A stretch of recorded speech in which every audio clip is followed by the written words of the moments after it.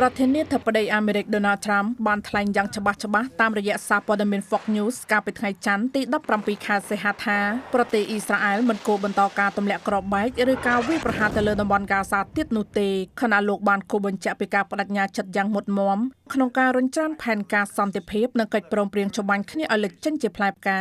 ប្រសាសន៍របស់មេដឹកនាំរូបនេះបានទទួលការស្វាគមន៍យ៉ាងកក់ក្ដៅភ្លាមពីសំណាក់ក្រុមហាម៉ាស់ដែលបានសម្ដែងក្តីសង្ឃឹមថាទីក្រុងវ៉ាស៊ីនតោននឹងប្រើប្រាស់ឥទ្ធិពលនយោបាយរបស់ខ្លួនដើម្បីដាក់សម្ពាធលើរដ្ឋាភិបាលអ៊ីស្រាអែលឲ្យគោរពតាមកិច្ចព្រមព្រៀងនិងឈានទៅអនុវត្តជំហានទី2នៃផែនការសន្តិភាពដើម្បីបញ្ចប់សង្គ្រាមនិងការបាត់បង់ជីវិតប្រជាជនស៊ីវិលលោកត្រាំបន្ថែមថាក្រុមហាម៉ាស់បានយល់ព្រមទម្លាក់អាវុធរួចរាល់ហើយប្រសិនបើភាគីអ៊ីស្រាអែលបំពេញតាមកាតព្វកិច្ចដែលបានព្រមព្រៀងគ្នានៅក្នុងផែនការសន្តិភាពទន្ទឹមនោះលោកបានបញ្ជាក់ថាសហរដ្ឋអាមេរិកនៅតែបន្តរក្សាទំនាក់ទំនងដោយផ្ទាល់ជាមួយក្រុមហាម៉ាស់ដើម្បីធានាថាដំណើរការរំសាយអាវុធនិងការដកកងទ័ពអ៊ីស្រាអែលចេញពីដែនដីហ្គាហ្សាអាចសម្រេចបានដោយជោគជ័យការចេញមុខអំពីវិនិយោគដ៏សំខាន់ពីសំណាក់ប្រធានាធិបតីអាមេរិករូបនេះបានធ្វើឡើងចំពេលដែលស្ថានភាពនៅតំបន់ហ្គាហ្សានៅតែបន្តក្តៅគគុកដោយសារតែការវាយប្រហារតាមអាកាសការបាញ់ផ្លោងនិងការប្រយុទ្ធគ្នាពីភាគីអ៊ីស្រាអែលកើតមានជារៀងរាល់ថ្ងៃសកម្មភាពទាំងនេះបានផ្ដាច់យកជីវិតប្រជាជនប៉ាឡេស្ទីនជាបន្តបន្ទាប់និងត្រូវបានគេមើលឃើញថាជាការបំពានលើកិច្ចព្រមព្រៀងបទច្បាញ់គោរំលឹកថាការវាយប្រហារនៅអំពើហិង្សានៅតំបន់ហ្គាហ្សាបានបណ្ដាលឲ្យប្រជាជនប៉ាឡេស្ទីនជាង 73,000 នាក់បាត់បង់ជីវិតនិងជាង 174,000 នាក់ផ្សេងទៀតរងរបួសដែលភាគច្រើនគឺជាស្ត្រីនិងកុមារបន្ថែមពីលើការបាត់បង់ជីវិតមនុស្សយ៉ាងច្រើនសន្ធឹកសន្ធាប់ការប្រយុទ្ធគ្នានេះក៏បានបំផ្លិចបំផ្លាញហេដ្ឋារចនាសម្ព័ន្ធនៅក្នុងតំបន់ហ្គាហ្សារហូតដល់ទៅ 90% ដែលធ្វើឲ្យដែនដីទាំងមូលធ្លាក់ចូលក្នុងវិបត្តិមនុស្សធម៌យ៉ាងធ្ងន់ធ្ងរប្រជាជននៅទីក្រុងមូស្គូនាំគ្នាទុករថយន្តចោលកណ្ដាលទីដោយការអស់ប្រេងខណៈលោកពូទីននិងក្រុមមន្ត្រីជាន់ខ្ពស់រុស្ស៊ីកំពុងព្យាយាមគេចខ្លួនឲ្យឆ្ងាយពីទីក្រុងមូស្គូការវាយប្រហារដោយយន្តហោះគ្មានមនុស្សបើករបស់អ៊ុយក្រែនទៅលើឧស្សាហកម្មប្រេងរបស់រុស្ស៊ី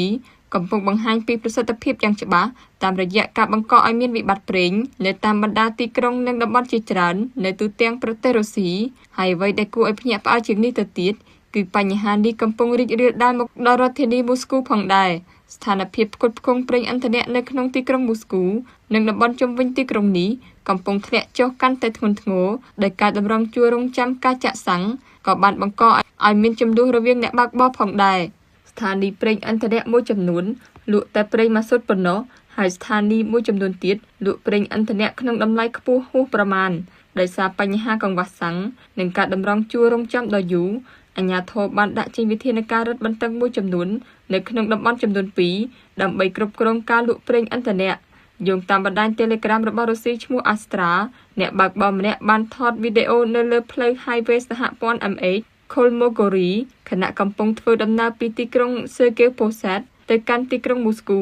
វីដេអូនោះបង្ហាញពីស្ថានភាពនៃស្ថានីយ៍ប្រេងឥន្ធនៈមួយចំនួននៅតាមបណ្ដោយផ្លូវដែលត្រូវបានបិទទ្វារខណៈស្ថានីយ៍ផ្សេងទៀតនៅតែដំណើរការប៉ុន្តែលក់តែប្រេងម៉ាស៊ូតប៉ុណ្ណោះដែលបង្ហាញពីភាពកាន់តែធ្ងន់ធ្ងរនៃបញ្ហាផ្គត់ផ្គង់ប្រេងឥន្ធនៈនៅក្នុងតំបន់នេះនៅតាមស្ថានីយ៍ប្រេងឥន្ធនៈមួយចំនួនដែលនៅតែបើកដំណើរការអ្នកបើកបរត្រូវតម្រង់ជួររង់ចាំការចាក់សាំងបំពេញយានយន្តរបស់ខ្លួនខណៈតម្លៃប្រេងឥន្ធនៈនៅទីនោះបានកើនឡើងខុសពីតម្លៃធម្មតាយ៉ាងខ្លាំងសាក្សីដែលបានឃើញហេតុការណ៍នេះផ្ទាល់មួយរូបបាននិយាយអំពីស្ថានភាពនៅលើផ្លូវ Highway MH ដោយបានលើកឡើងថាមានតែប្រេងម៉ាស៊ូតប៉ុណ្ណោះគ្មានសាំងសម្រាប់ចាក់នោះទេហើយតម្លៃនៅទីនេះគឺខ្ពស់ហួសហេតុដោយសាំងប្រភេទ95អុកតានមានតម្លៃរហូតដល់100រ៉ូបនៅក្នុង1លីត្រស្ថានភាពនៅតាមស្ថានីយ៍ប្រេងឥន្ធនៈកាន់តែមានសភាពដូចជាការភ័យស្លន់ស្លោខណៈការខ្វះខាតប្រេងឥន្ធនៈបានបង្ខំឲ្យអ្នកបើកបរជាច្រើនរង់ចាំជាជួរអស់រយៈពេលជាច្រើនម៉ោងយោងតាមអ្នកឃើញហេតុការណ៍នេះផ្ទាល់អ្នកបើកបរមួយចំនួនដែលមិនអាចរង់ចាំបានតទៅទៀតបានសម្រេចចិត្តបោះបង់ចោលការចាក់សាំង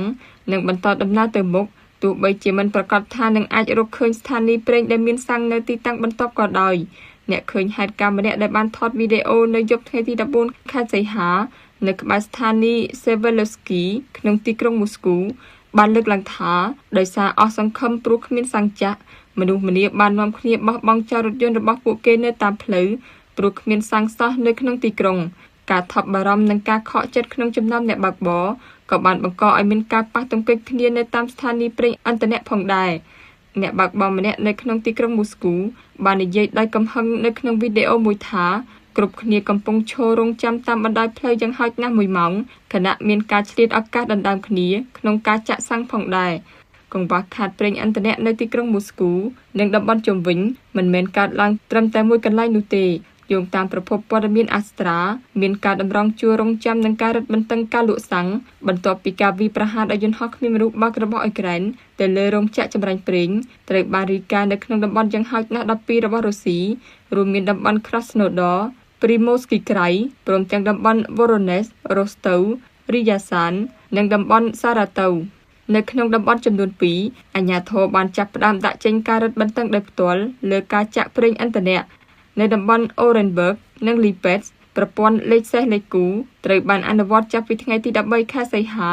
ដោយរថយន្តដែលមានខ្ទង់ដំបូងនៃផ្លាកលេខជាលេខសេសអាចចាក់សាំងនៅថ្ងៃកំណត់មួយខណៈរថយន្តដែលមានលេខខ្ទង់ដំបូងជាលេខគូអាចចាក់សាំងនៅថ្ងៃផ្សេងទៀតជាមួយគ្នានេះជួររង់ចាំដ៏វែងបំផុតត្រូវបានរាយការណ៍នៅទីក្រុងសូជីដែលបានប្រឈមនឹងបញ្ហាខ្វះខាតប្រេងឥន្ធនៈអស់រយៈពេល4ថ្ងៃជាប់គ្នាមកហើយអាជ្ញាធរទីក្រុងបានបញ្ជូនអ្នកស្ម័គ្រចិត្តទៅកាន់ស្ថានីយ៍ប្រេងឥន្ធនៈដើម្បីជួយគ្រប់គ្រងស្ថានភាពនេះទន្ទឹមនឹងនេះអ៊ុយក្រែនមិនមានគម្រោងបញ្ឈប់ការវាយប្រហារលើហេដ្ឋារចនាសម្ព័ន្ធថាមពលរបស់រុស្ស៊ីនោះទេការបង្កើនផលិតកម្មយន្តហោះគ្មានមនុស្សបើកនិងការអភិវឌ្ឍសមត្ថភាពមីស៊ីលរបស់អ៊ុយក្រែនអាចជួយឲ្យទីក្រុងគៀវមានសមត្ថភាពបង្កការខូចខាតកាន់តែធ្ងន់ធ្ងរដល់រោងចក្រផលិតនិងកន្លែងស្តុកប្រេងរបស់រុស្ស៊ីនេះបើតាមការលើកឡើងរបស់លោក Taras Zagorodny អ្នកជំនាញផ្នែកនយោបាយនិងសេដ្ឋកិច្ចលោក Zagorodny បានសង្កត់ធ្ងន់ថាអ៊ុយក្រែនមានការបដិញ្ញាចិត្តយ៉ាងមុតមាំក្នុងការកំទេចសមត្ថភាពរបស់រុស្ស៊ីទោះបីគ្មាននរណាម្នាក់និយាយអំពីរឿងនេះជាសាធារណៈយើងប្រកាសថាគាំទ្រសន្តិភាពតែមួយគត់ព្រោះនេះជាលក្ខខណ្ឌសម្រាប់ការទទួលបានជំនួយមកកាន់អ៊ុយក្រែននេះបើតាមការលើកឡើងបន្ថែមទៀតរបស់លោក Zagorodny បើទោះបីជាការវាយប្រហាររបស់អ៊ុយក្រែនបានបង្កឲ្យកើតឡើងនូវវិបត្តិប្រេងឥន្ធនៈយ៉ាងទូលំទូលាយនៅទូទាំងប្រទេសរុស្ស៊ីក៏ដោយក៏ប្រធានាធិបតីរុស្ស៊ីលោក Vladimir Putin កាលពីសប្តាហ៍មុននេះបានប្រកាសជាសាធារណៈថាលោកមិនដែលខ្លាចអ្វីទាំងអស់អ្វីដែលគួរឲ្យកត់សម្គាល់គឺលោកបាននិយាយពាក្យនេះនៅទីក្រុង Novosibirsk ដែលស្ថិតនៅចម្ងាយប្រមាណ 3000 គីឡូម៉ែត្រពីព្រំដែនអ៊ុយក្រែនទន្ទឹមនឹងនេះកាលពីពេលថ្មីៗនេះមេដឹកនាំវិមានក្រុមឡើងរូបនេះបានផ្លាស់ប្តូរសកម្មភាពនិងការធ្វើដំណើររបស់លោកទៅកាន់តំបន់ខាងកើតជួរភ្នំយូរ៉ាល់ដែលត្រូវបានចាត់ទុកថាជាទីតាំងដែលមានសុវត្ថិភាពពីការវាយប្រហារដោយយន្តហោះគ្មានមនុស្សបើកនិងមីស៊ីលរបស់អ៊ុយក្រែនសារព័ត៌មានឯករាជ្យរបស់រុស្ស៊ី Weekend Express បានលើកឡើងពីការផ្លាស់ប្តូរដោយបញ្ជាក់ថាក្នុងរយៈពេលប៉ុន្មានឆ្នាំកន្លងមកលោកពូទីនតែងចំណាយពេលភាគច្រើននៅក្នុងខែសីហានៅទីក្រុងសូជីប៉ុន្តែនៅឆ្នាំនេះលោកបានផ្លាស់ប្តូរទម្លាប់របស់ខ្លួនដោយមិនសូវធ្វើដំណើរទៅកាន់លំនៅឋានរបស់លោកនៅទីនោះទេហើយក៏មិនសូវបង្ហាញខ្លួននៅទីក្រុងមូស្គូផងដែរសារព័ត៌មាននេះបានកត់សម្គាល់ពីការដែលវិមានកម្លាំងកំពុងព្យាយាមលាក់បាំងពីទីតាំងពិតប្រាកដរបស់លោកពូទីនដោយកត់សម្គាល់ថាបន្ទាប់ពីការវាយប្រហាររបស់អ៊ុយក្រែនកាន់តែខ្លាំងក្លាឡើងផ្លូវធ្វើដំណើរសាធារណៈរបស់លោកពូទីនបានផ្លាស់ប្តូរជាបន្តបន្ទាប់ទៅកាន់តំបន់ស៊ីបេរីនិងតំបន់ចុងបូព៌ាទោះបីជាវិមានកម្លាំងនៅតែបន្តផ្សព្វផ្សាយព័ត៌មានអំពីកិច្ចប្រជុំបិទទ្វារនានាដែលធ្វើឡើងនៅទីក្រុងមូស្គូក៏ដោយក្រុមអិសរាជជនជាន់ខ្ពស់របស់វិមានកម្លាំងក៏បានធ្វើតាមមេដឹកនាំរបស់ពួកគេជាមួយនឹងការធ្វើដំណើរទៅកាន់តំបន់ខាងកើតជួរភ្នំយូរ៉ាល់និងបានរៀបចំលំនៅឋានប្រកបដោយសុវត្ថិភាពសម្រាប់ខ្លួននៅក្នុងទីតាំងដែលយន្តហោះគ្មានមនុស្សបើករបស់អ៊ុយក្រែនមិនអាចវាយប្រហារដល់បានក្នុងចំណោមមន្ត្រីនិងអិសរាជជនសំខាន់ៗដែលត្រូវបានរាយការណ៍ថាបានផ្លាស់ទីទៅកាន់តំបន់ភ្នំអាល់តៃ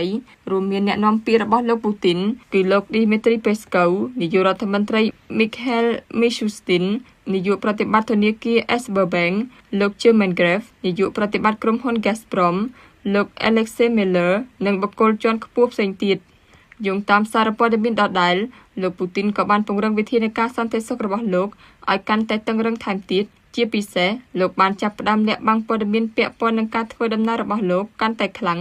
ដើម្បីកុំឲ្យទីតាំងនិងកាលវិភាគធ្វើដំណើររបស់លោកត្រូវបានគេតាមដានបានយ៉ាងងាយស្រួលវិធានការនេះត្រូវបានចាត់ទុកថាជាការឆ្លើយតបទៅនឹងការកើនឡើងនៃការវាយប្រហារដោយយន្តហោះគ្មានមនុស្សបើករបស់អ៊ុយក្រែនដែលអាចគំរាមកំហែងដល់ទីតាំងសំខាន់ៗនៅក្នុងប្រទេសរុស្ស៊ី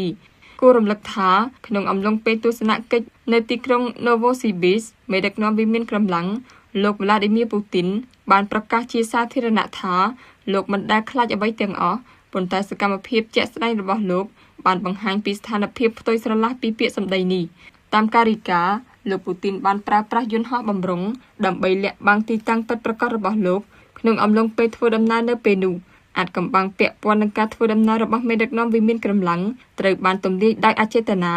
ដោយក្រុមអ្នកផ្សព្វផ្សាយព័ត៌មានរបស់ទីភ្នាក់ងារសារព័ត៌មានរដ្ឋតាសខណៈពេលដែលកំពុងរាយការណ៍អំពីដំណើរទស្សនកិច្ចរបស់លោកទៅកាន់តំបន់ស៊ីបេរីនិងតំបន់ជុងបូព៌ាពួកគេបានបង្ហាញព័ត៌មានពាក់ព័ន្ធនឹងលេខចុះបញ្ជីរបស់យន្តហោះគួរឲ្យកត់សម្គាល់ថា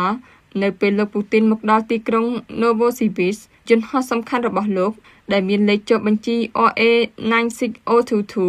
ត្រូវបានគេរាយការណ៍ថាកំពុងហោះហើរនៅក្នុងតំបន់អឺរ៉ុបនៃប្រទេសរុស្ស៊ីដែលធ្វើឲ្យមានការសង្ស័យថាយន្តហោះបម្រុងត្រូវបានប្រើប្រាស់ដើម្បីបំភាន់ការតាមដាននិងលាក់បាំងទីតាំងពិតប្រាកដរបស់លោក